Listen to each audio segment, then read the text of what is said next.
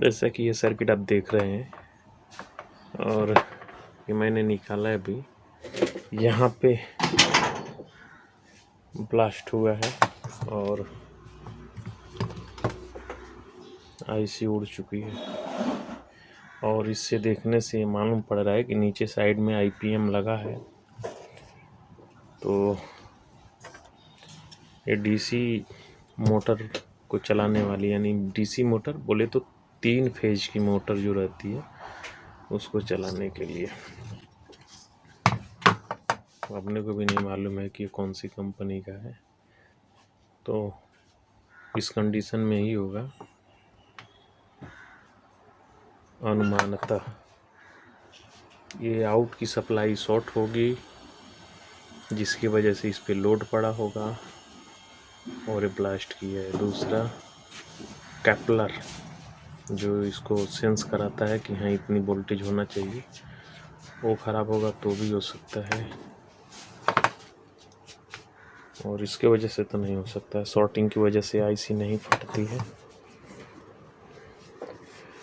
और ये भी दिख रहा है मुझे कैपेसिटर फूगा हुआ, यानी शुद्ध डीसी फिल्टर नहीं होगा तो भी कंडीशन में फट सकती है, हाई हीट होने के बाद शॉर्टिंग होगी। तो अभी इसमें तो मॉड्यूल बैठाना पड़ेगा क्योंकि यहाँ पे एसएमडी है, तो एसएमडी तो सब मिलेगा नहीं और आईसी का नंबर भी कुछ अजीब है। तो इस कंडीशन में अपने को मॉड्यूल बैठाना पड़ेगा और देखना पड़ेगा। तो यहाँ पे मेन कैपेसिटर है, तो पहले देख लेते हैं। ये वाला जो रहती है एक तरह से कॉइल, चौक और रेजिस्टेंस कुछ भी बोल सकते हैं, ये फ्यूज की तरह काम कराया जाता है। ये प्लस जो कैपेसिटर होती है जो फिल्टर करने की मेन लाइन है डीसी की, वो है। और एक छोटा कैपेसिटर लगा है, उस सप्लाई को जो एक्सिलरी सप्लाई जो बनेगी इसमें परमानेंट उस आईसी को चलाने के लिए जो पावर सप्लाई की है एसएमपीएस की, तो उसको कंटिन्यू सप्लाई रखने के लिए ये कैपेसिटर लगा हुआ है। तो इसमें सबसे पहले मेन पॉइंट को ढूंढा जाता है और मेन पॉइंट ये है कि प्लस पॉइंट यहाँ से एंट्री कर रही है ट्रांसफार्मर में और ये एनसी है और यहाँ से निकल करके ये आईसी लगी है यहाँ पे, तो इसके यहाँ पे लगी है, यहाँ पे आके रुक गई है। यानी ये आईसी जब भी संचरण करेगी तो यहाँ से नेगेटिव के ले करके और पॉजिटिव से यहाँ से आपस में भिड़ा देगी, यानी टच कराएगी। और टच कराने का मतलब इसमें ऐसे फ्लक्चुएशन होगा जिससे कॉइल सिकुड़ेगी और फैलेगी। सिकुड़ना फैलने का मतलब उसके अंदर फ्रीक्वेंसी रन करेगी।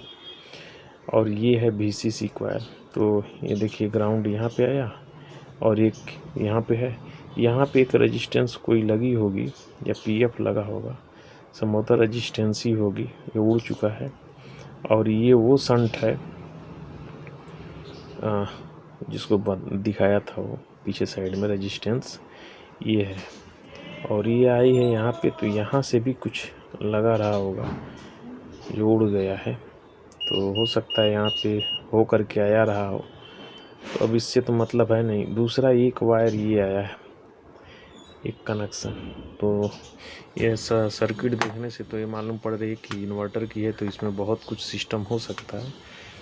तो एक एक चीज़ को ट्रैक करना पड़ेगा। ये जो आया है इसको ट्रैक करने पे एक कैपलरी के यानी कैपलर के पिछले हिस्से में लगा है, तो यानी यहाँ पे सप्लाई सेंस होगी, ठीक है। और उसके हिसाब से इसमें जाएगा, तो ये ग्राउंड होना चाहिए ये वाला पॉइंट एक, तो बराबर ये ग्राउंड हो गया। तो इस पे वोल्टेज उसी अनुसार बनेगा, जितना यहाँ पे लोड रहेगा उसी के अनुसार रहेगा। लेकिन ये दूसरा कैपलर किस लिए लगा है, तो इसका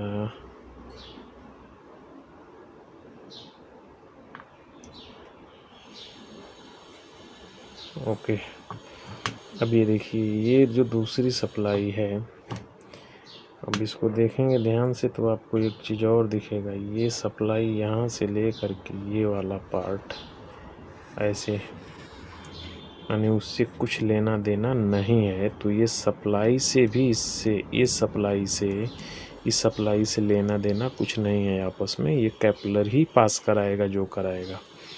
और वही कंडीशन यहाँ भी कैपलर लगे हैं, तो या तो उधर से सिग्नल इस तरफ भेजें या इस तरफ का सिग्नल उस तरफ भेजें। इसके अंदर पड़े हैं तो वो तो नहीं, पहले डेड का ही प्रॉब्लम है, तो डेड को चालू करना पड़ेगा। तो इसमें मॉड्यूल लगाना पड़ेगा। मॉड्यूल लगेगा, एक येलो यहाँ पे आएगा और जो हरा वायर या ब्लू रहता है वो प्लस पे रहेगा, ब्लैक माइनस पे रखेंगे। और रेड उसमें एक वायर रहता है, रेड वायर को हम ये देखेंगे, यहाँ पे डायोड लगे होंगे। तो यहाँ पे 2 डायोड लगे हैं, ये पीछे साइड में 2 डायोड है। यहाँ पे देखिए, ये 2 डायोड है। तो 2 डायोड का मतलब क्या है, क्योंकि क्या किया गया है 2 डायोड से, तो एक तो यहाँ पे आया, अच्छा एक फ़िल्टर करा दिया यहाँ पे वो छोटे वाले कैपेसिटर से, और इस आईसी के पिन पे, यानी VCC ये हो गई, उस आईसी को VCC हो गई। और दूसरा आ गया यहाँ पे, या तो इस आईसी का सिस्टम देखना पड़ेगा, एफिशिएंसी कराया होगा कुछ। और ये घूम फिर करके इतने में ही इसकी दुनिया है। तो अब इस दुनिया को ख़त्म करते हैं और अपनी दुनिया लगाएंगे यहाँ पे। और वो लगेगा यहाँ पे प्लस, यानी ब्लू वायर लगाएंगे, और यहाँ पे ब्लैक, और प्लस भी यहाँ से ले लेंगे, और वाइट वायर इसके कैपलर की ये वाले पॉइंट पे लगाएंगे। यहाँ पे ग्राउंड तो टच ही रहता है, और फिर लगा के चालू करके देख लेते हैं कि क्या हो रहा है। ऐसे ही टेस्ट करते हैं। वैसे भी SMPS अगर बनाना आपको आ गया तो टेंशन नहीं है, सब कर लेंगे। मेन चीज़ होते है SMPS ही। इसमें यह कपलर भी शॉर्ट है, ये वाला, ये कपलर शॉर्ट है। तो इस पावर मॉड्यूल को लगाने से पहले जो है सब एक एक स्पेयर को चेक कर लेना ज़रूरी है। और इसमें तो कोई है नहीं, इसमें जो रहता है इसके अंदर ही यहीं पे सब बना करके सेपरेट कर दिया गया है। तो जो इतना पार्ट लगा हुआ है यहाँ पे, इसकी ज़रूरत नहीं है। इसमें बहुत से यहाँ पे जो है एक जीनर डायोड लगा था, ये वाला, यह भी शॉर्ट है जो ये सप्लाई को देता है। डायोड भी ख़राब हो सकती है। और देखिए ये वाला हिस्सा जो आ रहा है यहाँ से यहाँ तक उड़ गया, यानी पूरा विस्फोट हुआ इसके अंदर। और उसका जीता जागता उदाहरण तो ये आप देख ही रहे हैं। ये रिएक्टर है, कुछ भी बोलते हैं, कोई ट्रांसफार्मर बोलेगा, लेकिन इसका वर्क बड़े मज़ेदार रहता है। तो इसका भी मैं बहुत जल्द मतलब इसको लाऊंगा आप लोग के सामने। और इन्वर्टर में उसका बहुत बड़ा उपयोग रहता है, क्योंकि उसके बगैर जो है PFC जो बोलते हैं वो नहीं होगी, सप्लाई नहीं बनती है, वो उसके बगैर होगा नहीं, वो रिएक्टर रहता है। तो चलिए इसको मैंने जॉइंट कर दिया, ये वाला भी ब्लास्ट कर गया है साथ में। तो ये सेकेंडरी से अभी लेना देना तो है नहीं, ये IC निकाल दिया है। तो इस वाले से इसको कनेक्ट कर लेते हैं, और इसको मैं कनेक्ट करके पावर मॉड्यूल इसमें इंस्टॉल कर देता हूँ। IPM वगैरह तो परफेक्ट होने चाहिए, बाकी देखते हैं फिर। और एक पावर मॉड्यूल मैंने इंस्टॉल कर दिया, और यहाँ से कटिंग करके एक नहीं इधर को छोड़ दिया, दूसरा वाला कनेक्ट कर दिया, सप्लाई भी जोड़ दिया। और यहाँ पे अभी इस वाले सेक्शन में 5 वोल्ट बन रहा है। और इधर जो है यहाँ पे एक और सिस्टम लगा है, तो यहाँ पे 18 आ रहा है और 18 इनपुट तो हो रहा है लेकिन आउट नहीं हो रहा है यहाँ पे। तो ये ऐसे आउट भी नहीं करेगा। क्यों?